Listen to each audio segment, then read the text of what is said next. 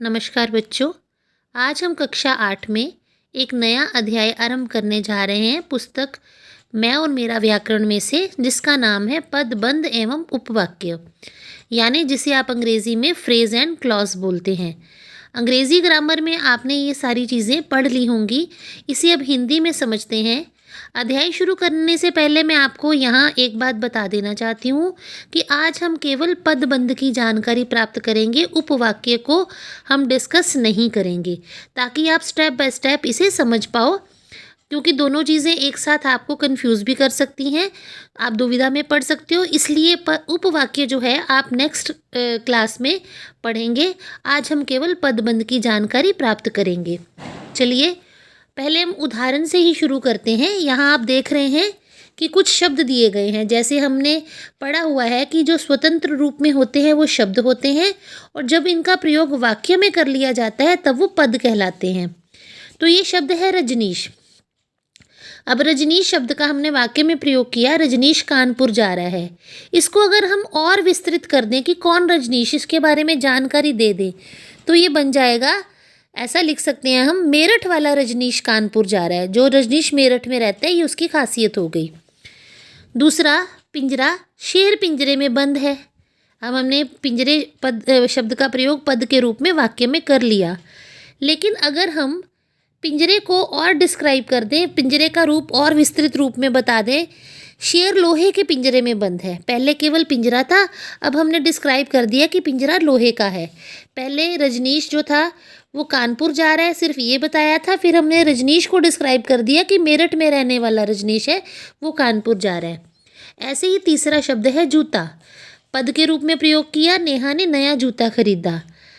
अगर हम जूते को और डिस्क्राइब कर दें, उसका रंग भी बता दें, तो हम बताएंगे नेहा ने काले रंग का नया जूता खरीदा। तो आपने देखा कि इन शब्दों का प्रयोग, जैसे हमने आपको उद्देश्य और विधेय में बताया था वाक्य के, कि उद्देश्य का भी विस्तृत रूप होता है और विधेय का भी विस्तृत रूप होता है, तो ये हमने पदों के विस्तृत रूप कर दिए, है ना। अब आप ये बताइए कि हमने ये जो चेंजेस की दोनों वाक्य में, जो परिवर्तन किए, कहाँ वाला रजनीश कानपुर जा रहा है? मेरठ वाला रजनीश। यानी हमें रजनीश शब्द का, रजनीश पद का जवाब मिला। कौन सा रजनीश? मेरठ वाला रजनीश। दूसरा, शेर कैसे पिंजरे में बंद है? पिंजरे को डिस्क्राइब कर दिया, तो लोहे के पिंजरे में बंद है, इसका उत्तर मिला। तीसरा है कि नेहा ने किस रंग का जूता खरीदा, तो हमारा उत्तर आया कि नेहा ने काले रंग का नया जूता खरीदा। तो यहाँ पदबंध आप इसी तरह समझ सकते हैं कि उपर्युक्त वाक्यों में रंगीन अंश पद तथा पदबंध हैं। रंगीन शब्द जो अंश हैं वो या तो पद हैं, रंगीन अंश जो हैं, अंश यानी जो टुकड़े हैं इसके वाक्य के। ये जो पूरा वाक्य है रजनीश कानपुर जा रहा है, इसमें रजनीश कानपुर जो ये कलर्ड वाक्य है, ये पदबंध है। यानी हमने पदों को एक शब्दों के साथ बांध दिया। पद तथा पदबंध है। अगर हमने अकेला ये शब्द प्रयोग किया रजनीश, तब यहाँ पे ये पद है, ठीक है। लेकिन अगर हमने इसके साथ जोड़ दिया मेरठ वाला रजनीश, तो ये पदबंध हो गया। ऐसे ही पिंजरा जो है वाक्य में प्रयोग किया गया, एक पद है, और जब हमने इसको डिस्क्राइब कर दिया, इसको विस्तृत रूप में बता दिया कि लोहे का पिंजरा, तब ये पदबंध हो गया।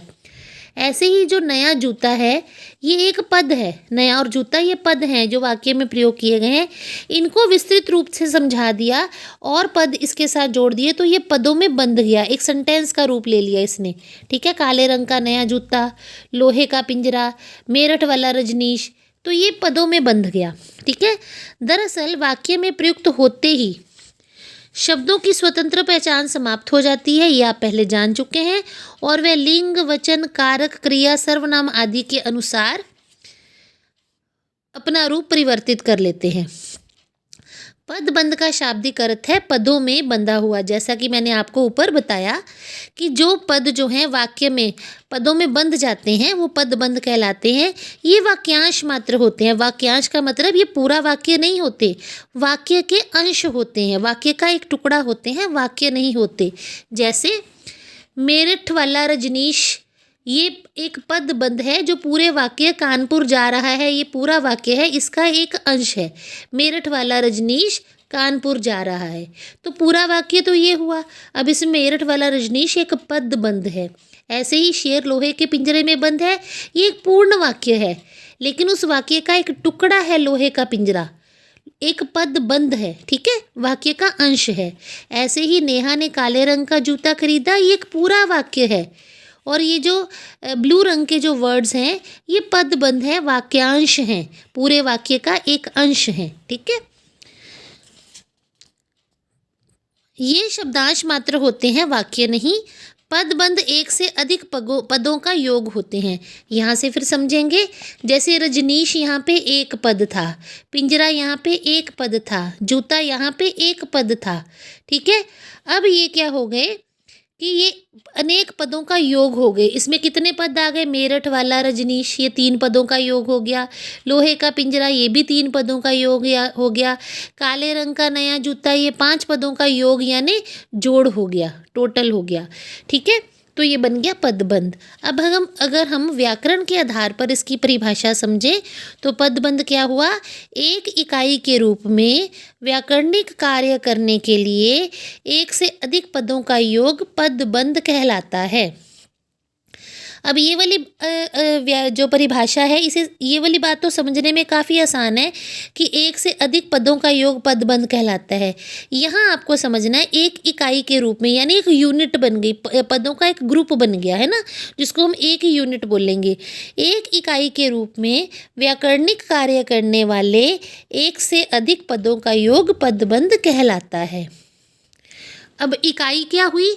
जैसे रजनीश है, एक पद है, तो ये रजनीश को ही डिस्क्राइब कर रहे हैं ये शब्द, मेरठ वाला रजनीश, ठीक है ना। तो मेरठ वाला रजनीश, रजनीश की ही बात हो रही है। यहाँ पिंजरा एक पद है और लोहे वाला पिंजरा, ये पिंजरे के बारे में ही बताया जा रहा है। ऐसे ही नया जूता एक पद है और काले रंग का नया जूता, ये जूते की ही एक पहचान बताई जा रही है, खास पहचान। तो इस तरह ये एक इकाई के रूप में ये वाले शब्द कार्य कर रहे हैं, एक यूनिट के रूप में। और आपको थोड़ा समझा दूँ, जैसे रजनीश एक संज्ञा है ना, कानपुर भी संज्ञा है, और मेरठ वाला रजनीश कानपुर, ये भी उसी संज्ञा को अच्छी तरह से बताया गया है। ऐसे ही पिंजरा एक संज्ञा शब्द है, ठीक है, और लोहे का पिंजरा पिंजरे को ही डिस्क्राइब कर रहा है, तो ये पिंजरे की ही बात हो रही है।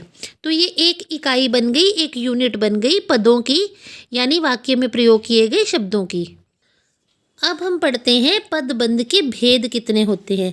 पदबंध के मुख्य रूप से 5 भेद होते हैं। पदबंध के भेद कौन से हैं? देखिए, जितने भी हम लेसन पढ़ते हैं ना इसमें ग्रामर में, संज्ञा, सर्वनाम, विशेषण, क्रिया और क्रिया विशेषण, ये मुख्य हमारे अध्याय होते हैं। तो जितने अध्याय होते हैं उतने ही प्रकार के पदबंध होते हैं। जैसे संज्ञा पदबंध, सर्वनाम पदबंध, विशेषण पदबंध, क्रिया पदबंध और क्रिया विशेषण पदबंध। तो ये आसान है आपके लिए याद करने। बस हमें ये समझना है कि कौन कौन सा पदबंध कैसा होता है। अब यहाँ आगे संज्ञा पदबंध की परिभाषा। वाक्य में संज्ञा के रूप में प्रयुक्त होने वाले पदबंध संज्ञा पदबंध कहलाते हैं, यानी जो किसी संज्ञा को डिस्क्राइब करते हैं, जो किसी संज्ञा का विस्तृत रूप बनकर वाक्य में उसके बारे में हमें बताते हैं। जैसे पानी में तैरती मछली अच्छी लगती है। अगर हम केवल इतना वाक्य देखें, मछली अच्छी लगती है, हमें पता है मछली, लेकिन हम किस मछली की बात कर रहे हैं? कि हम पिक्चर वाली मछली की बात कर रहे हैं जो तस्वीर में है, या किसी मछली के आकार के आभूषण की बात कर रहे हैं, ठीक है। तो हमने यहाँ उसको डिस्क्राइब कर दिया, उसको थोड़ा विस्तृत रूप में बता दिया कि पानी में तैरती मछली, लेकिन बात मछली की ही हो रही है कि अच्छी लगती है। पहली बोलती फिल्म आलम आरा बनाने वाले फिल्मकार थे अर्देशीर एम ईरानी। अगर हम केवल आलम आरा की बात करें कि आलम आरा बनाने वाले फिल्मकार थे अर्देशीर एम ईरानी। अब आलम आरा क्या थी? एक पिक्चर थी, हमें पता है, ठीक है, काफ़ी फेमस मूवी है, लेकिन वो किस बात के लिए फेमस है? तो आलम आरा को हमने डिस्क्राइब कर दिया कि पहली बोलती फिल्म, ये उसकी विशेषता बन गई आलम आरा की। ऐसे ही गांव में सभी साइकिल सीखने वाली महिलाएं रविवार को इकट्ठी हुई। अगर हम यहाँ बात करते कि महिलाएं रविवार को इकट्ठी हुई थी, है ना, तो कौन सी महिलाएं? तो उसको डिस्क्राइब किया कि सभी गांव में सभी साइकिल सीखने वाली महिलाएं रविवार को इकट्ठी हुई। तो हमने महिलाओं को डिस्क्राइब कर दिया कि कौन सी महिलाएं, उनकी पहचान बता दी, उनकी स्पेशलिटी बता दी। इसी उधेड़ बिन में पड़े लाला झाऊलाल छत पर टहल रहे थे। अब अगर हम इतनी पढ़ते कि लाला झाऊलाल छत पर टहल रहे थे, ये भी एक वाक्य अपने आप में पूर्ण है, लेकिन हमारे दिमाग में आएगा अच्छा झाऊलाल तो कईयों का नाम होता है, कौन से झाऊलाल की स्थिति कैसी थी? झाऊलाल तो अक्सर छत पर टहलते थे, तो उनकी स्थिति बताते हुए डिस्क्राइब कर दिया कि उधेड़ बुन में पड़े हुए लाला झाऊलाल। ठीक है, तो ये हमने संज्ञा का डिस्क्रिप्शन दे दिया, संज्ञा की खासियत बता दी, पहचान बता दी कि इस संज्ञा की पहचान ये है। ऐसे ही सर्वनाम पद, इससे पहले मैं आपको बता दूं कि ये जो संज्ञा को डिस्क्राइब कर रहे हैं ये शब्द जो कलर्ड इंक में लिखे हुए हैं, ब्लू इंक में, तो ये हमारे पदबंध हैं। ये पूरा वाक्य है अच्छी लगती है तक, और ये हमारा संज्ञा पदबंध है क्योंकि मछली संज्ञा है और ये उसको डिस्क्रिप्शन मिल गया। ऐसे ही ये पूरा वाक्य है फिल्म का अर्थ है अर्देशीर ईरानी, और ये संज्ञा शब्द आलम आरा की डिस्क्रिप्शन है, और ये पदबंध है जो नीले रंग में लिखा गया है। आगे हम पढ़ते हैं सर्वनाम पदबंध। वाक्य में जब एक से अधिक पद मिलकर सर्वनाम का काम करते हैं तब वे सर्वनाम पदबंध कहलाते हैं। जैसे रात दिन मेहनत करने वाला वह परीक्षा में प्रथम आया है। अगर हम यहाँ से वाक्य पढ़े वह परीक्षा में प्रथम आया है, तो वह सर्वनाम शब्द है। वह कौन? रात दिन मेहनत करने वाला, ये वह की परिभाषा होगी, वह को डिस्क्राइब कर दिया हमने। 8वीं कक्षा में पढ़ने वाले सभी घर चले गए। अगर हम यहाँ पे इतना वाक्य लेते हैं कि पढ़ने वाले सभी घर चले गए, ये भी एक वाक्य बन सकता है, लेकिन पढ़ने वाले कौन, कौन से, किसकी बात हो रही है? तो 8वीं कक्षा में पढ़ने वाले सभी घर चले गए, तो यानी हमने पढ़ने वालों की पहचान बता दी कि कौन से पढ़ने वाले घर गए। लोगों को हंसाने वाला वह शांत हो गया, वह शांत हो गया यानी उसकी मृत्यु हो गई। वह कौन, किसकी बात हो रही है? लोगों को जो हंसाने वाला वह व्यक्ति था वह शांत हो गया। दिन में 4 घंटे सोने वाली मैं आज 1 घंटा भी नहीं सो पाई।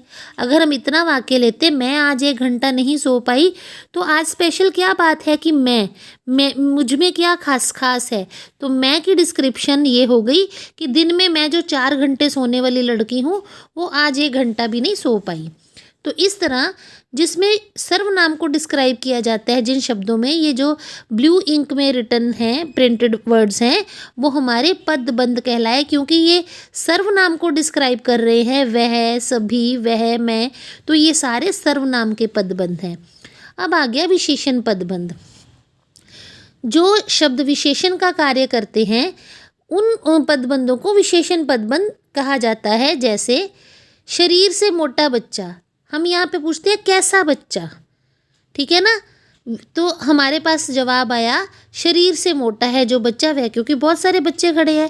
अब बच्चे की पहचान क्या है? जो शरीर से मोटा है, तो ये विशेषण का पदबंध हो गया जिसका शरीर मोटा है। दिन रात मेहनत करने वाला करण। अब यहाँ एक चीज़ आपको बता दूँ, संज्ञा पदबंध और विशेषण पदबंध थोड़े से आपस में कन्फ्यूजिंग होते हैं। हमने ये ध्यान रखना है कि अगर हमने संज्ञा को बीच में ही इंक्लूड किया है, संज्ञा को एक्सप्लेन किया है, तब वह संज्ञा पदबंध कहलाएगा। लेकिन जब हम केवल विशेषण को डिस्क्राइब कर रहे हैं, ठीक है ना, तो हमने संज्ञा शब्द ये वाला नहीं लिया, केवल विशेषण की बात की है, तब वो विशेषण पदबंध कहलाता है। बच्चा संज्ञा है, लेकिन हमने बच्चे की बात नहीं की, हमने फोकस किस पे किया? शरीर से मोटा, ठीक है। तो मोटा बच्चा, अगर हम ऐसे भी बोल सकते थे मोटा बच्चा छत से गिर गया। अब बच्चा संज्ञा है, मोटा विशेषण है, लेकिन हमने मोटे को डिस्क्राइब कर दिया कि शरीर से मोटा, तो हमने विशेषण को डिस्क्राइब किया। तो ये जो विशेषण की विस्तृत रूप है विशेषण का, तो वो विशेषण पदबंध कहलाएगा। ऐसे ही दिन रात मेहनत करने वाला करण परीक्षा में फेल हो गया, ठीक है। अब ये करण परीक्षा में फेल हो गया, ये एक वाक्य है। अब करण की विशेषता क्या है? कि वो दिन रात मेहनत करने वाला था, ठीक है ना। तो ये हमने विशेषण को बढ़ा के बताया कि दिन रात मेहनत करने वाला, हमने करण को नहीं डिस्क्राइब किया, करण संज्ञा है, केवल विशेषण की बात की है। अगर हम ये कहते हैं मेहनत करने वाला, फिर हमने उसको और बढ़ा दिया दिन रात मेहनत करने वाला, तो ये विशेषण विस्तृत हो रहा है, उसकी पहचान विस्तृत हो रही है, बच्चा वही रहेगा करण, ठीक है। तो ये विशेषण को डिस्क्राइब किया, तो ये विशेषण पदबंध कहलाएगा। अब देखिए, ज़रा ज़रा सी बात पर नाराज़ होने वाले बच्चों से कोई बात नहीं करता। अगर हम ये बात करते हैं कि बच्चों से कोई बात नहीं करता, तो बच्चे संज्ञा शब्द हैं। अब कौन से बच्चों की, यानी बच्चों की विशेषता बताई है कि नाराज़ होने वाले बच्चों से कोई बात नहीं करता। अब कैसे नाराज़ होने वाले बच्चों से नहीं बात करता, तो ये विशेषण को और बढ़ा के बता दिया कि ज़रा ज़रा सी बात पर नाराज़ होने वाले बच्चे। तो जब हमने विशेषण को विस्तृत रूप दिया, तो ये जो सारा विशेषण है वो एक पदबंध के रूप में हमारे वाक्य में प्रयोग किया गया, ये पदबंध का रूप कहलाएगा। ऐसे ही बगीचे में लगा गुलाबी फूल आज ही खिला है। देखिए, अब अगर वाक्य यहाँ से लेते, फूल आज ही खिला है, ये अपने आप में एक पूर्ण वाक्य है। तो फूल कौन सा फूल, फूल की विशेषता क्या है, उसका विशेषण क्या है, फूल तो विशेष्य हो गया, तो हमारा आंसर आएगा गुलाबी फूल।